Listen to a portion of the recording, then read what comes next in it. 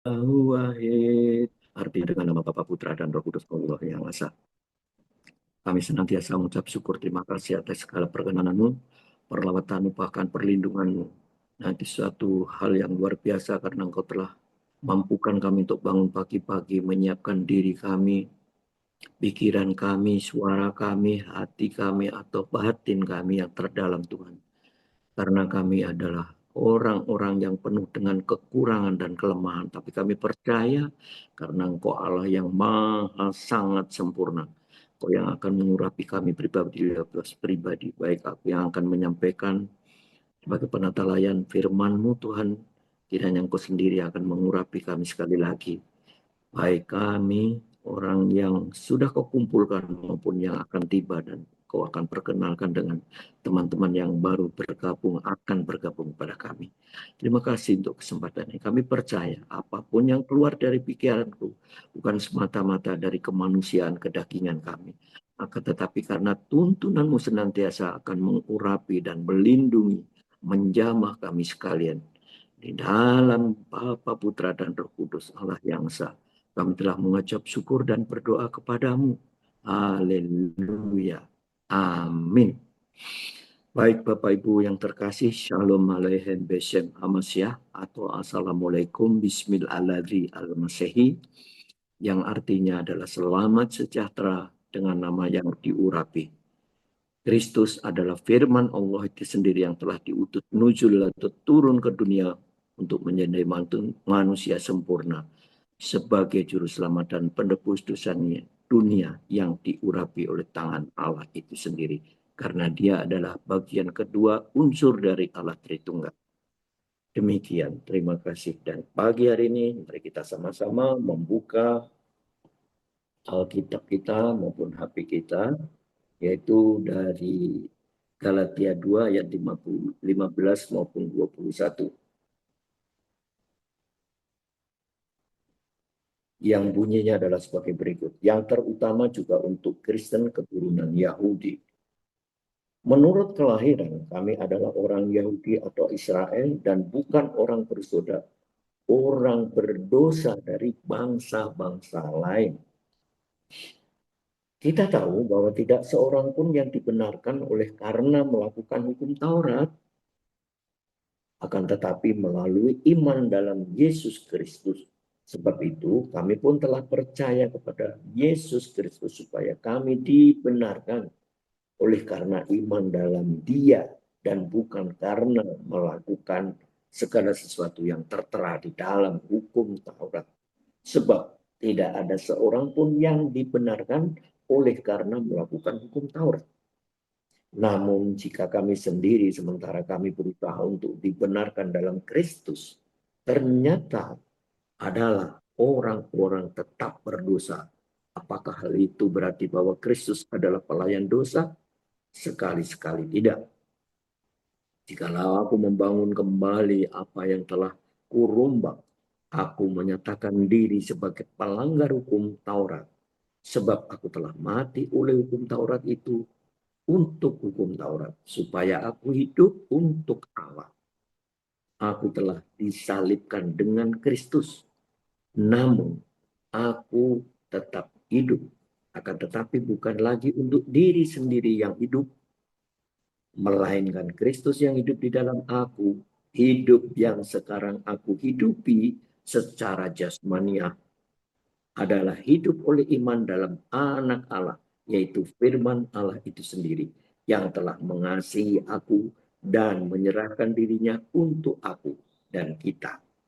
Aku tidak menolak anugerah Allah, sebab sekiranya ada pembenaran melalui hukum Taurat, sia-sialah kematian Yesus Kristus. Terpujilah kekal sampai selama-lamanya dan berbahagialah kita yang sudah mendengarkan pembacaan firman Allah pada pagi hari ini dan berbahagialah yang akan melakukan dan menerapkan kehidupan kita di dalam kehidupan setiap hari, teristimewa di dalam penjangkauan jiwa-jiwa yang belum mengenal seperti yang kita rasakan. Haleluya. Pembacaan ini barangkali sudah lebih dari sekali yang disampaikan baik renungan sebelumnya maupun renungan bulan ini yang menekankan bahwa kita harus menjadi pengiman-pengiman Allah Tritunggal Maha Esa yang benar. Kalau ada kata benar, berarti pengiman gereja-gereja yang tidak benar. Dan itu udah pasti. Dan kita tahu siapa-siapa mereka, lambang-lambang bagaimana. Karena masih ada beberapa gereja-gereja baik yang banyak dan besar jumlah jemaahnya maupun yang biasa-biasa saja. Tapi senantiasa memakai merek bukan Kristen. Padahal Kristen menurut iman kami orang yang diselamatkan, yang bukan dari agama Kristen, dulunya Kristen asal kata dari Kristus. Nah, kita sendiri dikatakan oleh Rasul Paulus tadi, kita akan dibenarkan oleh iman kita karena di dalam Kristus. Tapi mengapa masih ada gereja-gereja lain yang enggan untuk mengatakan gereja Kristen? Seakan-akan Kristen itu adalah orang-orang yang memang aliran-aliran yang terkemudian, yang dipelopori oleh orang-orang yang dikasihi Allah. Tiga orang terkenal yaitu para jiwa-jiwa evangelis atau misioner itu. Yang terkenal adalah Martin Luther dan teman-temannya, termasuk Calvin dan juga Zwingli. Dan ini merupakan tokoh reformasi. Mungkin sekilas lalu bagi mereka adalah orang-orang ini adalah orang-orang yang pengkhianat. Baik, pengkhianat secara organisasi gereja sebelumnya, ya. Tetapi kalau dia memang dipakai oleh Allah untuk memperbarui, karena Allah bisa memakai siapa saja. Jangankan manusia, hewan pun seekor keledai juga bisa dipakai untuk mempertobatkan imam yang kurang ajar terhadap pelayanan kepada Allah, Imam Bileam. Dan ini satu contoh yang memang perlu kita hayati secara mendalam. Sudahkah kita mempercayai Allah yang sesungguhnya di dalam Kristus oleh persetubuhan Roh Kudus? Atau kita lebih percaya kepada organisasi-organisasi Kristiani yang seperti aku sampaikan tadi? Ini sejarah kelam bagi gereja kita. Sampai hari ini tidak pernah usai itu masalah itu. Dan mereka berkembang luar biasa. Bahkan aset-aset mereka sungguh luar biasa. Mengagumkan. Dan para pengkhotbah sebelumnya itu sudah dibahas bahwa kelak gereja ini tidak akan menyembah di dalam satu ruangan, tembok-tembok, bahkan Kristus sendiri 2000 tahun yang lebih sudah menyatakan diri bahwa kalian tidak akan menyembah di sinagoge atau sinagog ini. Karena ini akan tidak satupun bata atau batu yang ada di dalam bangunan ini. Meskipun itu analogi teologinya adalah dirinya dia yang akan dikebumikan sementara 3 hari 3 malam. Karena dia akan bangkit. Tapi ada satu kata yang mengatakan bahwa kelak kalian akan menyembah Yahweh, Bapakku yang di surga itu, di batu karang ini. Pada Petrus dikatakan demikian. Dan bukankah ini suatu falsafah Kristiani yang paling dalam dan paling monumental, Bapak Ibu yang terkasih, bahwa kita tidak akan mengagungkan daripada yang sifatnya kebendaan yang ada di dunia. Ada suara dari luar. Kita bandingkan sekarang. Kata di sini ada kata perbandingan, ya, di kata apa? Dibandingkan. Kata dibandingkan atau bukan berbanding, bertanding. Kalau ada bertanding berarti ada persaingan. Yang terutama yaitu persaingan tentang kebenaran yang telah ditulis di dalam tema bulan ini. Iman yang benar. Ada iman yang kurang benar atau tidak benar. Maka itu adalah persaingan. Nah, bagaimana? Terutama terhadap diri kita sendiri. Persaingan tentang roh kita itu diteladani oleh perilaku dan sikap sifat kita. Banyak orang istilah-istilah guyon atau kelakar rohani yang dikatakan. Kalau masuk gereja, ibadah di gereja seperti malaikat. Tapi keluar dari pintu gereja dia sudah seperti malapetaka. Dan ini benar-benar terjadi, Tuhan. Mengapa demikian? Karena simbolis itu kerajaan setan iblis laknat yang sudah terkutuk oleh karena mengganggu Adam, khususnya Mama Hawa atau Mami Hawa itu. Sangat khianat sekali, sangat laknat. Laknat artinya terkutuk. Dia adalah malaikat yang turun dari surga yang memberontak oleh Allah. Tetapi dia mencari mangsa mengaum-ngaum seperti singa yang kelaparan. Siapa saja, di mana saja, kapan saja akan diterkam. Tapi itu, kata-kata itu kita balikan untuk menerkam orang-orang yang belum seiman dengan kita, yang kita jangkau. Itu adalah tema dari iblis. Iblis tidak akan pernah tidak bergerak kapanpun. Justru diobrak-abrikannya itu adalah gereja. Kecelakaan gereja, sejarah gereja, tarumbunya gereja adalah diobrak-abrik. Nggak usah jauh-jauh. Kingdom Family ini sudah diobrak-abrik lebih dari satu kali dari sejak berdiri. Orang-orang dulu yang aku kenal sudah banyak yang tidak ada. Berbagai kajian, berbagai masalah, berbagai pikiran, berbagai urusan-urusan kerohanian dan naluriah mereka sebagai seorang yang sudah ikut mendirikan Kingdom Family Indonesia ini. Meskipun aku secara pribadi ditarik oleh salah seorang pemula dari ini, sekarang pun beliau sudah tidak ada di sini.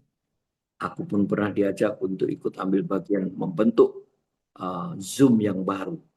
Tapi aku bukan sok alim, aku bukan sok hebat, aku bukan sok lebih idealis. Tapi prinsip iman pertobatanku, peralihan agamaku harus tertuang di dalam sikap bahwa aku tidak tergoda meskipun orang tersebut cukup baik, cukup intim, karena sebelumnya kami bergandengan tangan untuk mau membangun pertandingan iman di Kota Barus. Itu aku ulangi sekian tahun yang lalu dahulu. Aku dicanangkan untuk menjadi pesaing masjid yang terbesar di Kota Barus yang menggegerkan Sumatera Utara, khususnya Kota Barus. Dan itu tahu persis khususnya Ibu Ketua Umum, Ibu Renita Gisel Lubis, maaf. Siapa tokoh yang membangun itu. Kita kalau orang-orang yang suka mengamati politik pasti tahu.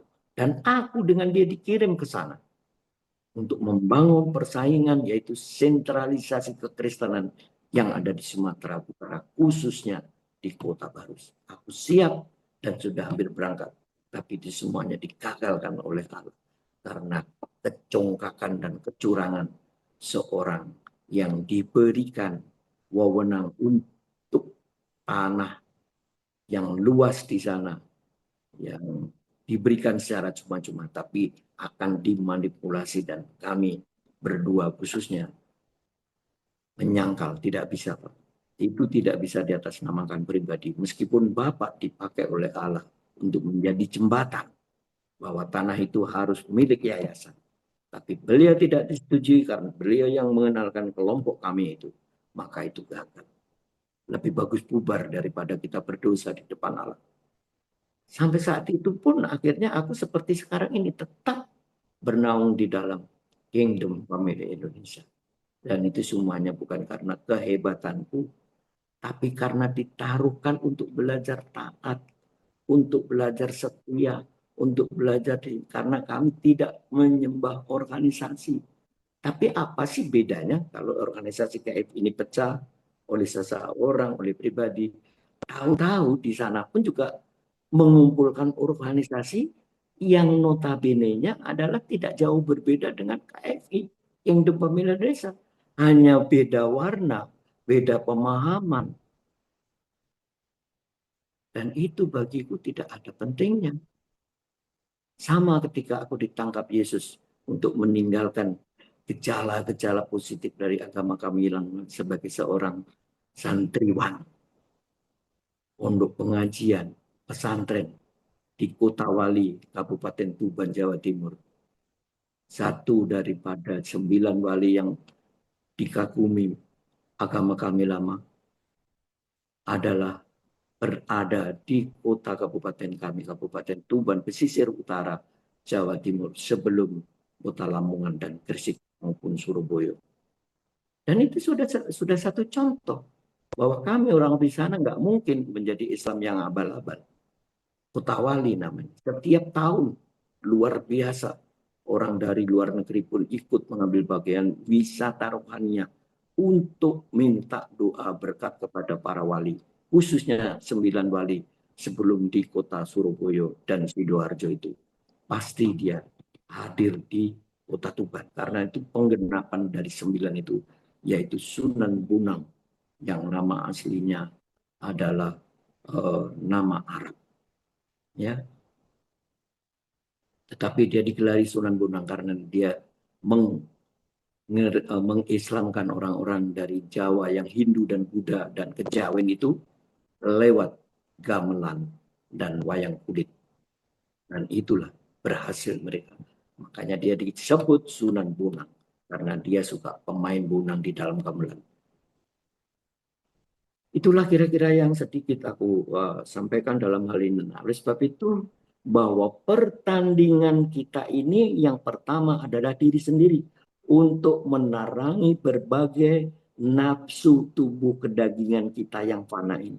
Di antaranya adalah sifat-sifat yang sangat negatif. Sifat dengki, iri hati, gemar cemburuan secara negatif, serakah, culas, licik, pandai, dan cerdik yang sangat negatif. Karena pandai dan cerdiknya itu manipulatif seperti malaikat yang menjadi simbolis. Sikap cenderung error, itulah kira-kira dalam bahasa now. Sifat kita tidak seperti orang yang dikatakan, kok ini bapak ini, ibu ini orangnya aktif banget. Tapi kenapa ya kalau di pergaulan di kaum ibu-ibu PKK, kaum bapak-bapak arisan untuk menggabungkan di RT RW, kok nggak pernah nyambung ya? Kok negatif aja. Kalau rapat selalu acuan-acuannya itu tidak menyenangkan dan tidak menjadi damai sejahtera. Banyak kejadian seperti itu. Kenapa? Karena kita dikuasai oleh nafsu kedagingan kita. Kita adalah orang-orang penganut agamawi, bukan penganut Allah.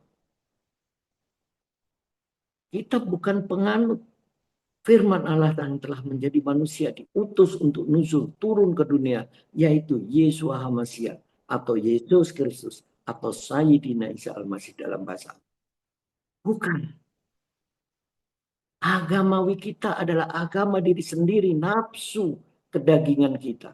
Bahwa kita lebih hebat dari orang lain. Itu pertandingan kita yang paling berat adalah melawan kenegatifan daripada kecongkakan sifat dan perilaku kita. Kita menjadi batu sandungan. Banyak orang hebat, banyak gembala yang hebat. Jatuh untuk karena kesombongan dia. Pecah. Dan menjadi gereja banyak kecil-kecil. Dan akhirnya anti persekutuan dengan mereka. Bukan hanya anti karena organisasi. Bahkan secara manusia. Seutuhnya pun mereka bermusuhan. Karena bertanding yang tidak baik. Yang kedua, bila diamati ditinjau dari segi kerohanian atau iman, amat mudah dan gampang gemar tercemar, terbelokkan oleh pengajaran-pengajuan penyesatan yang menyilaukan, yang seakan-akan lebih menarik. Sebagai contoh di surat Galatia 1 ayat 1 hingga 10. Aku bacakan. Surat Paulus kepada jemaah di Galatia ayat 1 hingga 10. Salam. dari Paulus seorang rasul bukan karena manusia, juga bukan oleh seorang manusia, melainkan oleh Yesus Kristus dan juga oleh Allah, Bapa yang Maha Surgawi, yang telah membangkitkan dia, yaitu membangkitkan Kristus dari antara orang mati. Dan dari semua saudara yang ada bersamaku, yaitu persekutuan tentunya, kepada jemaat-jemaat yang berada di kota Galatia. Anugerah mensertai kalian atau kamu sekalian dan damai sejahtera dari Allah Bapa Surgawi kita dan dari Tuhan Yesus Kristus. Ia adalah yang diurapi oleh Allah, yang telah menyerahkan dirinya karena dosa-dosa kita untuk melepaskan kita dari dunia yang jahat sekarang ini menurut kehendak Allah dan Bapa Surgawi kita. Bagi Dialah kemuliaan untuk selama-lamanya. Amin. Hanya satu Injil. Judul yang kedua. Aku heran bahwa kalian atau kamu sekalian begitu lekas berbalik dari Dia yang dalam anugerah Kristus telah memanggil kamu sekalian dan mengikuti suatu Injil yang lain. Yang sebenarnya bukan Injil. Hanya ada orang yang mengacaukan kalian semuanya dan yang bermaksud untuk memutarbalikkan Injil Kristus yang sesungguhnya. Akan tetapi sekalipun kami atau seorang malaikat dari surga pun yang memberitakan kepadamu suatu Injil yang berbeda dengan Injil yang telah kami beritakan kepada kamu sekalian, terkutuklah dia malaikat tersebut. Seperti yang telah kami katakan sebelumnya, sekarang kukatakan sebab sekali lagi, jika ada orang yang memberitakan kepadamu suatu Injil yang berbeda dengan apa yang telah kalian terima, terkutuklah dia. Jadi, bagaimana sekarang? Apakah ku cari kesukaan manusia atau kesukaan Allah? Ataukah ku coba menyenangkan manusia, kedagingan aku dan mereka? Sekiranya aku masih mau mencoba menyenangkan manusia, aku bukanlah hamba Yesus Kristus. Nah, ini diterangkan kembali mundur dari tadi Galatia 2 mundur kan ini. Tapi sudah dimulai bahwa orang petobat seperti Paulus ini, seorang murtadin yang ulu, tulisan-tulisannya menggelegar luar biasa dan jumlahnya lebih banyak dari rasul lain atau utusan lain. Tapi dia mengaku bahwa dia adalah manusia biasa. Tetapi dia selalu bertanding untuk dirinya sendiri. Bagaimana supaya dia tidak dicemari oleh Injil-Injil yang palsu. Agama kami lama kalau kami bukan mau mencoreng atau mau menghina. Kalau mau jujur adalah itu hasil dari rangkuman Alkitab semuanya. Bagaimana mungkin Nabi 25 itu adalah 20 kurang lebih adalah dari Perjanjian 5 atau Alkitab dalam PL atau Perjanjian Lama. Dari mana mereka dapat? Kalau tidak dari Injil. Tetapi sayangnya Injil itu yang sudah dibelokkan menjadi Kristen Nasara. Asal kata dari Nasrani, iman Kristen yang ada di dalam Al-Quran. Terus-menerus dikatakan. Ini kali kesekian aku sampaikan. Bukan bukan Nasaret, tetapi Nasara. Nasara itu aliran Injil palsu ketika saat itu. Nah, itu yang dipakai. Makanya kami memakai sholat 7 kali. Sekali lagi. 7. Yang wajib 5. Yang 2 tidak wajib. Jam 9 hingga jam 10 yang kami sebut sholat duha. Boleh dilakukan, boleh tidak. Yang terakhir yang paling monumental dan paling akurat adalah sholat tahajud jam 12 malam. Inilah unsur penyelesaian sholat-sholatnya Kristen mula-mula yang disebut sholat Kristen Ortodoks Arab Syria. Sampai hari ini kami orang-orang yang mau menekuni itu masih bisa melakukan dengan kerudung-kerudungan, dengan pembalut-pembalut kepala laki-laki yang disebut sorban itu pun kami lakukan. Kalau lagi pengen rame-rame bersama-sama. Dan itu Pak Raffles Mandiangan sudah pernah diajari tentang itu waktu Bapak Junaidi Salat masih hidup dan masih jayanya tahun 2000-an sekian di Jalan Raden Saleh Raya sampai hari ini masih ada. Tapi gelegarnya tentu tidak seperti dulu karena beliau seorang murtadin yang sangat ulung dan monumental. Dan itulah penjangkauan beliau, tapi sudah terpanggil lebih duluan. Dan kami juga sering diundang ke sana untuk bersaksi dan lain sebagainya, hal-hal yang bisa menjadikan tolok ukur daripada beriman kepada Kristen iman peralihan. Terima kasih hal itu. Dan inilah yang menjadi Nebayot Kedar, Injil palsu. Yang intinya adalah ajaran-ajaran agama lain, yaitu agama para umat Bani Nebayot Kedar. Meskipun palsu, akan tetapi cocok loginya sangat seru dan sangat mengena kepada bangsa kami Indonesia, bangsa kita Republik Indonesia ini. Sangat cocok sekali. Semakin cocok, semakin palsu dan semakin ngawur. Apalagi bila dibumbui adanya jabatan mentereng, sarana prasarana yang mentereng dan pendamping hidup sebagai suami yang amat tampan dan istri yang amat jelita, maka aura dunia akhirat sudah sangat tercukupinya oleh agama kami yang lama.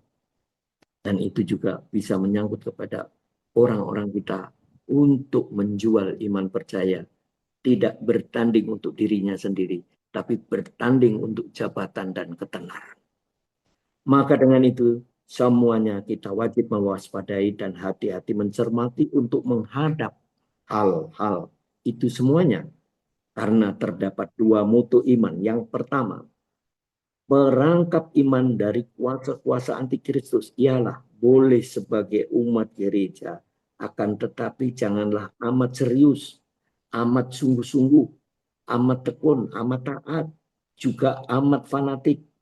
Padahal iman yang berbuah itu harus juga menjunjung tinggi kefanatikan yang tidak negatif, tapi fanatik yang progresif untuk menjangkau mereka yang belum seiman dengan kita. Apalagi harusnya juga dibumbui dengan aura militan.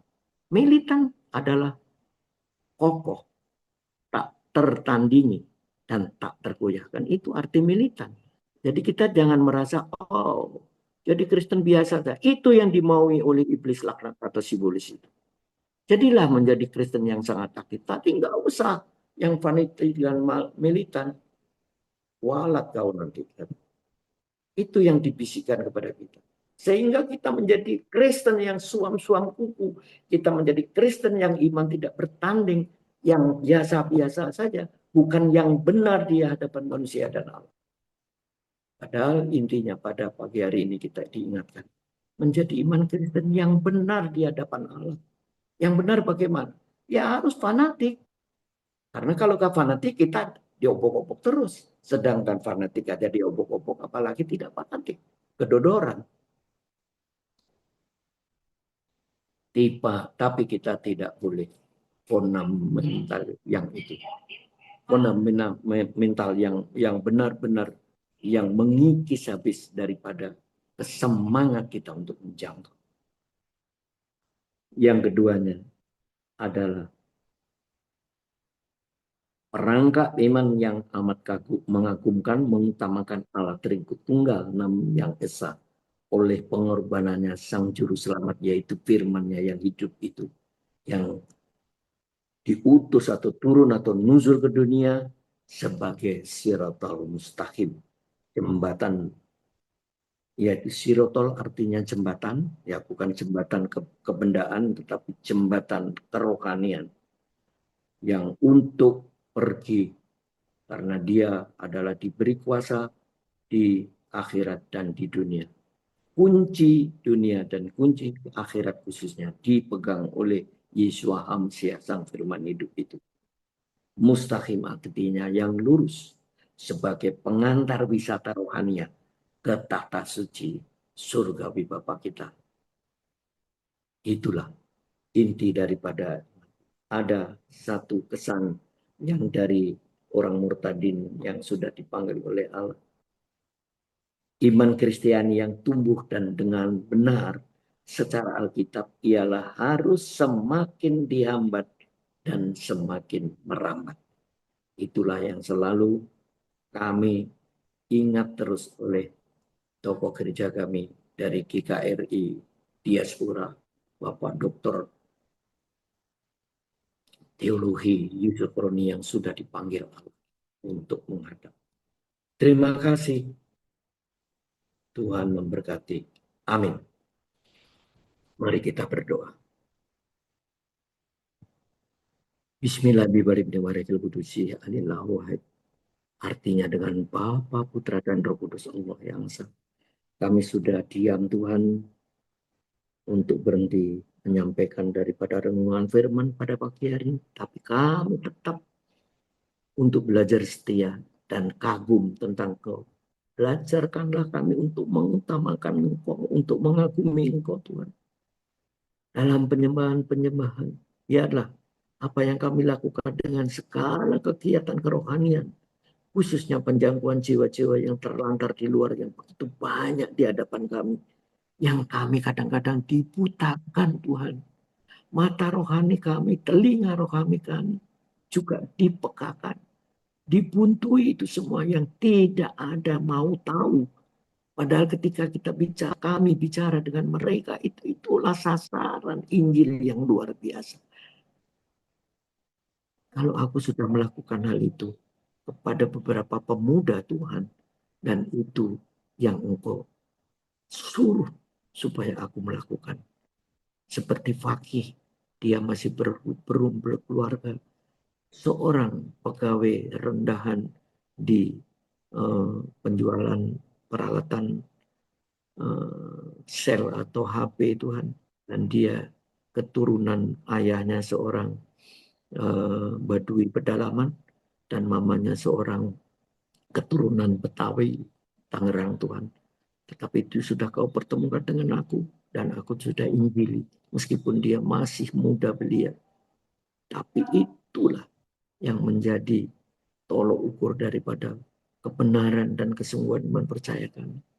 Nah, kalau kami saudara Yanto dari pegawai Alfa yang baru Tuhan, Kau pertemukan ketika kami berinteraksi untuk belanja dengan istri, dan kalau ada kegiatan lain di ATM yang ada di dalam Alfa itu pun juga udah kujangkau karena Roh Kudus yang menjangkau kami yang melakukannya Tuhan. Masih banyak lagi kalau mau sungguh-sungguh kami berjujur kata.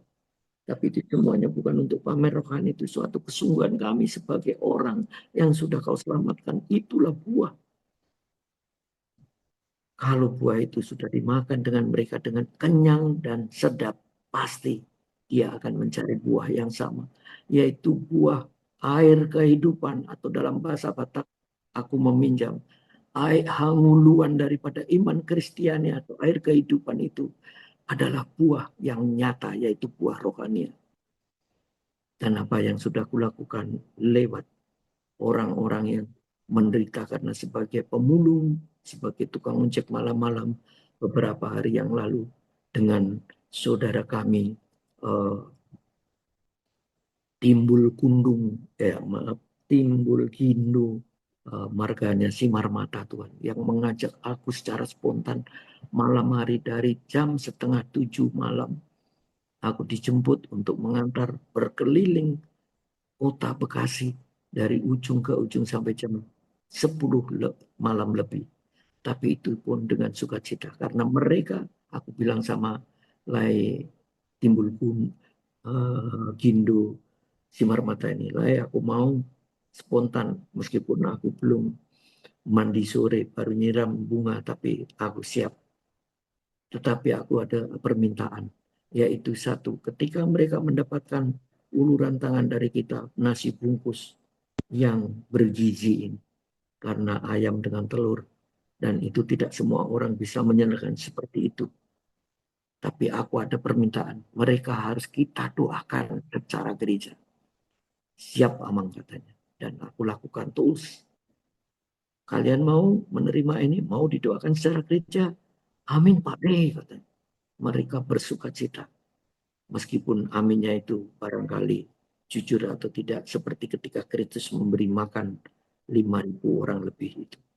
Tapi biarlah itu semuanya adalah merupakan suatu enggak, bahwa apa yang kami lakukan bukan untuk pamer rohani, tapi itu adalah keberanian karena mereka katakan kami sering diberikan makanan seperti itu dari gereja-gereja lain, tapi kami tidak pernah diajak berdoa. Amin. Aku bilang, itulah Tuhan. Dan itu sudah selesai. Kiranya Tuhan Bobot dan cara kami tetap berjalan terus. Pakai kami. Pribadi lepas pribadi yang belum engkau sungguhkan, yang sudah semakin sulit. Terima kasih. Haleluya. Amin.